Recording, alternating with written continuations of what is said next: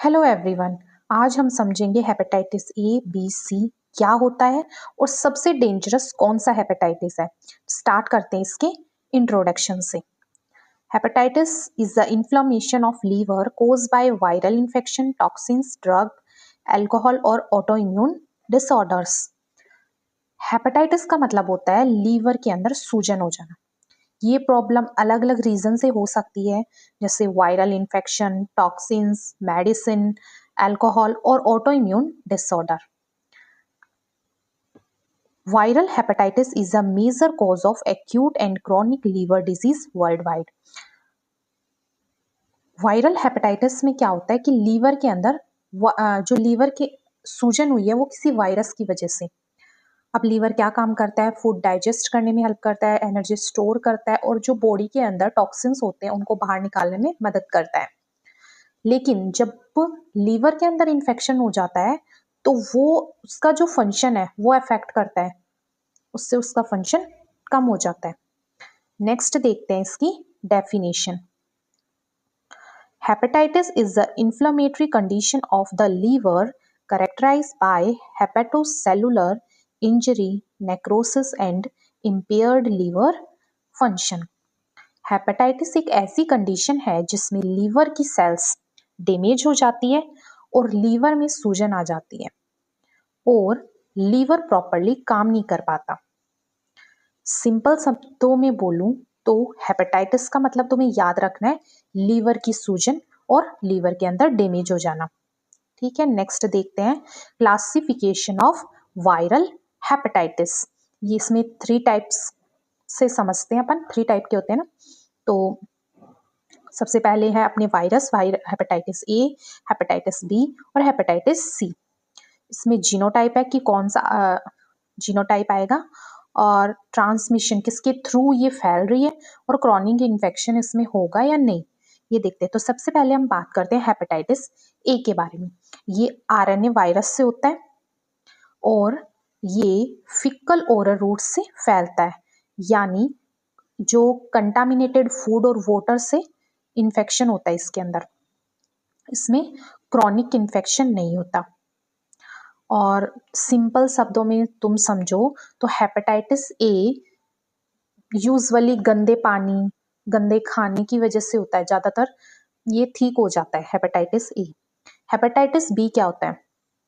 ये DNA virus की वजह से होता है और ये ब्लड एंड बॉडी फ्लूइड, मतलब कि जो ये ब्लड और बॉडी फ्लूइड से स्प्रेड होता है, फैलता है। जैसे इन्फेक्टेड ब्लड, अनप्रोटेक्टेड सेक्स हो गया, इन्फेक्टेड नीडल्स हो गई, मदर से बेबी में चला गया। और ये क्रॉनिक होता है। क्रॉनिक होता नहीं है, मतलब हो सकता है। ठीक है, मतलब ओवरऑल यही है कि हेपेटाइटिस बी ब्लड और बॉडी फ्लूइड से फैलता है और कभी कभी लॉन्ग टर्म लीवर डिजीज बना सकता है। नेक्स्ट हम बात करते हैं हेपेटाइटिस सी के बारे में। ये आरएनए वायरस से होता है। ये मेनली ब्लड से फैलता है, जैसे कि इन्फेक्टेड ब्लड ट्रांसफ्यूजन या शेयर्ड जो नीडल होते हैं, वो शेयरिंग करते हैं ना, वो नीडल्स होते हैं उनकी वजह से। इसमें क्रॉनिक कॉमन होता है। ये द हेपेटाइटिस सी ब्लड से फैलता है और अक्सर लॉन्ग टर्म इन्फेक्शन बना देता है इसमें। अब अपन इन तीनों का इजी कंपैरिजन करते हैं, हेपेटाइटिस ए, हेपेटाइटिस बी और हेपेटाइटिस सी। तो हेपेटाइटिस ए क्या है? गंदे फूड और वाटर से होता है, यूजुअली ये ठीक हो जाता है, इसमें क्रॉनिक नहीं होता। हेपेटाइटिस बी के अंदर क्या होता है?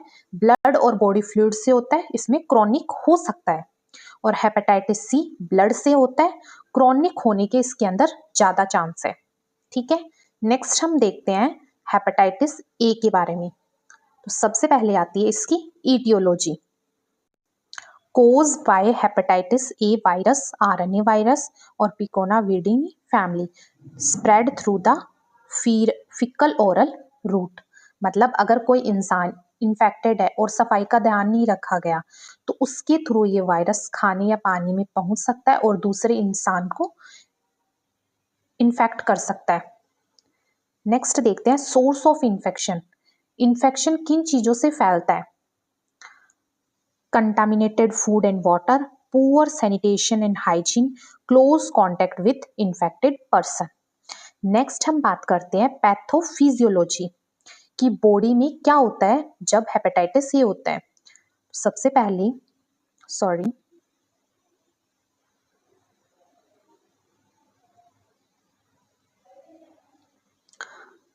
सबसे पहले virus enter through mouth, intestine, bloodstream and liver. जब ये वायरस बॉडी में एंटर करता है तो पहले माउथ में जाता है, फिर इंटेस्टाइन में पहुंचता है, वहां से ब्लड स्ट्रीम में आता है और फाइनली ये लीवर तक पहुंच जाता है। लीवर में जाके वायरस लीवर सेल्स मतलब हेपेटोसाइट्स में मल्टीप्लाई करता है। उसके बाद बॉडी का immune system infected liver cells को डिस्ट्रॉय करना स्टार्ट कर देता है। इसी वजह से लीवर में सूजन यानी इन्फ्लेमेशन हो जाती है। इंपॉर्टेंट बात याद रखनी है तुम्हें, हेपेटाइटिस ए क्रॉनिक इन्फेक्शन नहीं बनाता। यूजुअली ये कुछ टाइम बाद पूरी तरह ठीक हो जाता है। ठीक है, नेक्स्ट हम देखते हैं इसके क्लिनिकल मैनिफेस्टेशन सिम्टम्स। तो इसके अंदर पिक्चर में देखो, डार्क यूरिन होगा, साइन ऑफ एसाइटिस, पेट फुला फुला दिखेगा, वीकनेस आएगी, वॉमिटिंग हो सकती है, लीवर के अंदर पेन होगा, फीवर, लॉस ऑफ एपेटाइट, भूख कम लगेगी या बिल्कुल नहीं लगेगी, स्किन पे रैसेस होंगे और पेशेंट को डायरिया हो सकता है। इसमें देखते हैं हम प्रोड्रोमल फेज।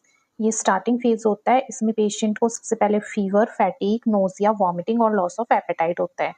देन उसके बाद एट्रेक्टिक फेज, इस फेज में जॉन्डिस दिखने लग जाता है, डार्क यूरिन हो जाता है, स्टूल पेल या क्ले कलर का हो सकता है, हेपेटोमेगाली मतलब लीवर एनलार्ज हो सकता है। लास्ट आता है रिकवरी फेज। इस फेज में सिम्टम्स धीरे धीरे कम हो जाते हैं, पेशेंट बेटर फील करता है और लीवर फंक्शन नॉर्मल होने लगता है। नेक्स्ट हम बात करते हैं डायग्नोसिस मतलब डायग्नोस्टिक इन्वेस्टिगेशन की कैसे पहचान होती है हेपेटाइटिस ए की। सबसे पहले आता है anti hepatitis A IgM antibody confirmatory test. Hepatitis ये कंफर्म करता है कि रिसेंट हेपेटाइटिस ए इन्फेक्शन है या नहीं। Liver function test ALT, AST, bilirubin, जो ये सब टेस्ट किए जाते हैं फॉर इसके अंदर क्या होता है कि ब्लड टेस्ट से इन्फेक्शन कंफर्म होता है और लीवर कितना अफेक्ट हुआ है ये भी पता चल जाता है इसमें। नेक्स्ट हम बात करते हैं इसके मैनेजमेंट की, क्या ट्रीटमेंट देना चाहिए, क्या केयर देनी चाहिए। नो स्पेसिफिक एंटीवायरल थेरेपी, इसके अंदर कोई स्पेशल एंटीवायरल मेडिसिन नहीं दी जाती। बेड रेस्ट देना चाहिए पेशेंट को, high calorie and high carbohydrate diet देनी चाहिए, avoid alcohol and hepatotoxin drugs, alcohol को अवॉइड करना चाहिए और हेपेटोटॉक्सिन ड्रग को भी अवॉइड करना चाहिए for prevention. Vaccination for prevention. हम देखते हैं हेपेटाइटिस बी HBV। सबसे पहले देखते हैं इसका aetiology. Caused by hepatitis B virus DNA wise Hepadnaviridae family। Hepatitis B virus की वजह से होता है, ये DNA वायरस से होता है। ये वायरस मेनली ब्लड और बॉडी फ्लूइड्स के थ्रू स्प्रेड करता है। अब मोड ऑफ ट्रांसमिशन कैसे फैलता है, ठीक है। Blood transfusion, infected blood transfusion से, अनप्रोटेक्टेड सेक्सुअल इंटरकोर्स के through, mother to child vertical transmission होता है मदर से बेबी तक ड्यूरिंग बर्थ के time, needles sharing, IV drug users, जो इन्फेक्टेड नीडल शेयर करने से, टैटूइंग, प्रिंकिंग, जो प्रीचिंग, जो कान बिंदवाते हैं, या कॉन्टामिनेटेड इंस्ट्रूमेंट से ये फैलता है। नेक्स्ट देखते हैं इसकी पैथोफिजियोलॉजी कि बॉडी में क्या होता है जब हेपेटाइटिस बी वायरस एंटर करता है। Virus enter bloodstream and infects hepatocytes. जब हेपेटाइटिस बी वायरस बॉडी में एंटर करता है तो ये ब्लड स्ट्रीम के थ्रू लंग्स तक पहुंचता है। Viral replicate occur in liver cells. Liver में जाकर ये हेपेटोसाइट यानी लीवर सेल्स को इन्फेक्ट करता है, फिर वायरस लीवर सेल्स के अंदर मल्टीप्लाई करता है। Immune immediate destruction of infected cells cause liver damage. उसके बाद बॉडी का इम्यून सिस्टम इन्फेक्टेड सेल्स को डिस्ट्रॉय करने लगता है। इसी वजह से लीवर में डैमेज और इन्फ्लेमेशन होता है। May process to chronic hepatitis, cirrhosis and hepatocellular carcinoma. ये इन्फेक्शन कुछ लोगों में ठीक हो जाता है, लेकिन कुछ केसेस में पेशेंट के अंदर क्रॉनिक हेपेटाइटिस हो सकता है, लीवर सिरोसिस हो सकता है, लीवर कैंसर हो सकता है, जिसको हेपेटोसेलुलर कार्सिनोमा बोलते हैं, तक बढ़ सकता है। इन सिंपल वे में हेपेटाइटिस बी को बोलें तो वो वायरस जो लीवर सेल्स को इन्फेक्ट करता है और बॉडी की इम्यून रिस्पॉन्स की वजह से लीवर डैमेज होता है। कभी कभी ये लॉन्ग टर्म डिजीज भी बन सकती है। फिर देखते हैं इसके क्लिनिकल मैनिफेस्टेशंस। सबसे पहला आता है एक्यूट हेपेटाइटिस। ये स्टार्टिंग और अर्ली इन्फेक्शन होता है, पेशेंट में हो सकता है, जैसे कि fever, malaise, fatigue, nausea, vomiting, abdominal pain, jaundice. Next आता है अपना क्रॉनिक हेपेटाइटिस। अगर इन्फेक्शन लॉन्ग टर्म हो जाए तो सिम्टम्स हो सकते हैं weakness, weight loss, hepatomegaly, ascites और sign of cirrhosis and liver failure. Next हम देखते हैं डायग्नोस्टिक टेस्ट और उनका मतलब देखते हैं। सबसे पहले आता है टेस्ट है और उनके सिग्निफिकेंस दे रखे हैं। तो सबसे पहला जो टेस्ट है वो है HBsAg। ये बताता है कि करंट इन्फेक्शन प्रेजेंट है या नहीं। anti-HBs ये बताता है कि पर्सन को इम्यूनिटी है या तो वैक्सीन है या पास्ट इन्फेक्शन के बाद हुई है। anti-HBc ये बताता है कि पास्ट या करंट इन्फेक्शन हुआ है या नहीं। HBV DNA ये बताता है कि वायरस बॉडी में एक्टिवली मल्टीप्लाई कर रहा है। नेक्स्ट और लास्ट आता है अपना LFTS। ये चेक करता है कि लीवर कितना डैमेज हुआ है। ये सब टेस्ट होता है हेपेटाइटिस बी के अंदर। ठीक है, नेक्स्ट हम देखते हैं मैनेजमेंट के अंदर क्या केयर करनी चाहिए पेशेंट की, या फिर क्या ट्रीटमेंट देना चाहिए। तो मेडिकल मैनेजमेंट के अंदर इंट्राफेरोन अल्फा एंटीवायरल ड्रग होती है टीनोफॉर्विन, एंटेनोकैरविन एंड लैमिविडीन। ठीक है, ये जो हेपेटाइटिस बी के ट्रीटमेंट में डॉक्टर ये मेडिसिन देता है जो कि इंट्राफेरोन अल्फा, टिनोविडोन, एंटीकैल्विन और लैमिडिविन, ये सपोर्टिव केयर होती है। आप सब देखते हैं सपोर्टिव केयर। पेशेंट को प्रॉपर रेस्ट दिलाना चाहिए, न्यूट्रिशियस डाइट देनी चाहिए और अल्कोहल पेशेंट का अवॉइड करना चाहिए। नेक्स्ट देखते हैं prevention of hepatitis B. Hepatitis B vaccination, scanning of blood donor, safe sexual practice, sterile needle and instrument, post exposure prophylaxis. Next हम बात करते हैं हेपेटाइटिस सी के बारे में। HCV ये सबसे पहले आता है इसके अंदर ईटियोलॉजी कि किस वजह से होता है। तो caused by hepatitis C virus, RNA virus flaviviridae family से होता है। तो हेपेटाइटिस सी वायरस की वजह से ये होता है। इसके अंदर RNA वायरस होता है और फ्लेविडीन फैमिली का मेंबर है। ये इन्फेक्शन मेनली ब्लड के थ्रू स्प्रेड होता है। इसका ट्रांसमिशन कैसे होता है, कैसे ये फैलता है? ब्लड ट्रांसफ्यूशन के थ्रू, IV ड्रग यूज के through, contaminated needles, rarely sexual and vertical transmission के थ्रू। नेक्स्ट आता है इसकी पैथोफिजियोलॉजी।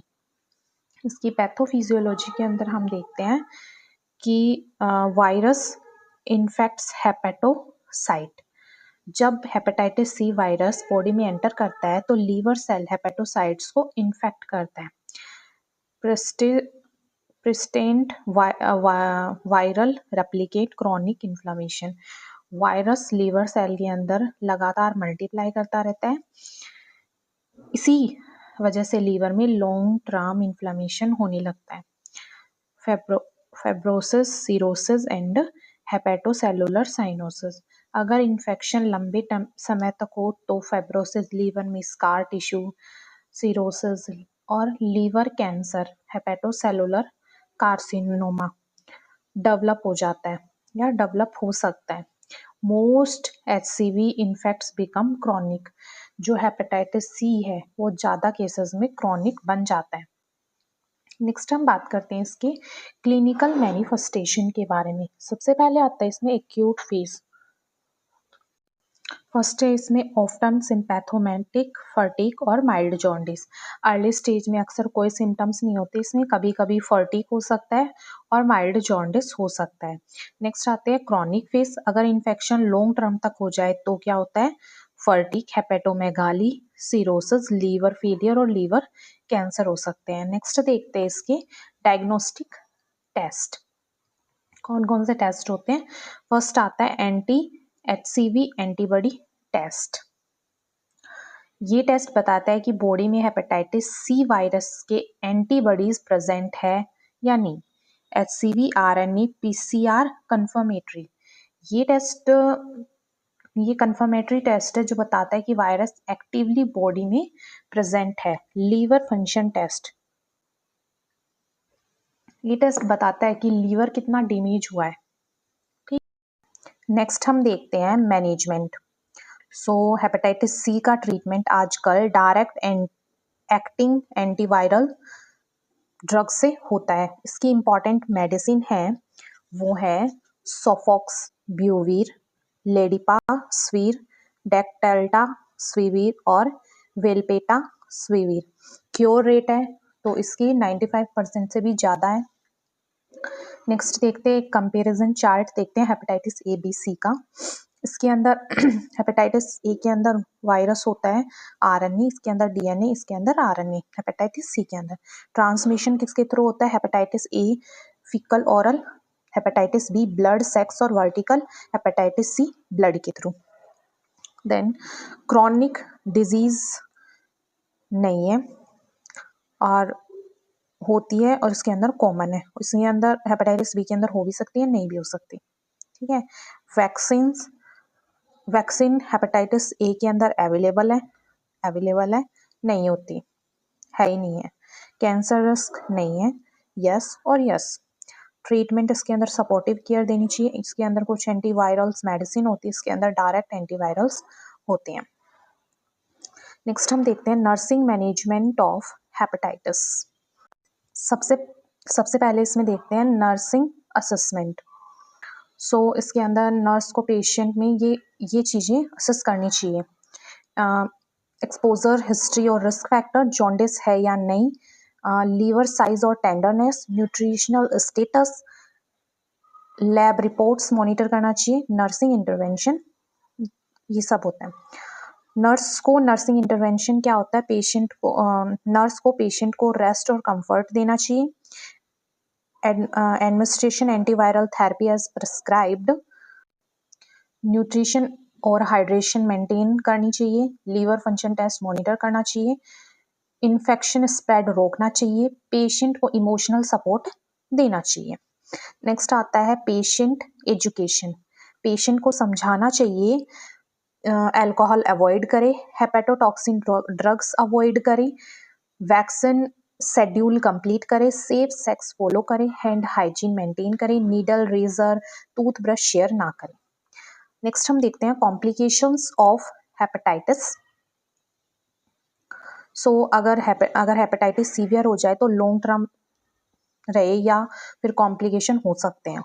तो इसके अंदर आते हैं क्रोनिक हेपेटाइटिस, मतलब लीवर में सूजन लंबे टाइम तक बनी रहेगी। लीवर सिरोसिस, लीवर में परमानेंट स्कारिंग हो जाती है, लीवर फेल हो सकता है, प्रॉपरली काम करना बंद कर देता है। पोर्टल हाइपरटेंशन, लीवर के ब्लड वेसल्स में प्रेशर बढ़ जाता है। Hepatocellular carcinoma, liver toxins filter नहीं कर पाता है जिससे ब्रेन अफेक्ट होता है। नेक्स्ट देखते हैं इसके प्रिवेंशन। हेपेटाइटिस के बचाव के लिए क्या करना चाहिए। Drinking safe drinking water and food hygiene maintain करनी चाहिए, vaccination for hepatitis A and B, scanning blood and blood product, health education and awareness programme, health education spread करनी चाहिए प्रॉपर और इसका यही है कि सफाई, वैक्सीनेशन और इन्फेक्टेड ब्लड और बॉडी फ्लूइड से बचाव ही हेपेटाइटिस प्रिवेंशन का बेस्ट वे है। At last thank you. अगर आपको ये वीडियो हेल्पफुल लगी हो तो please like share and subscribe.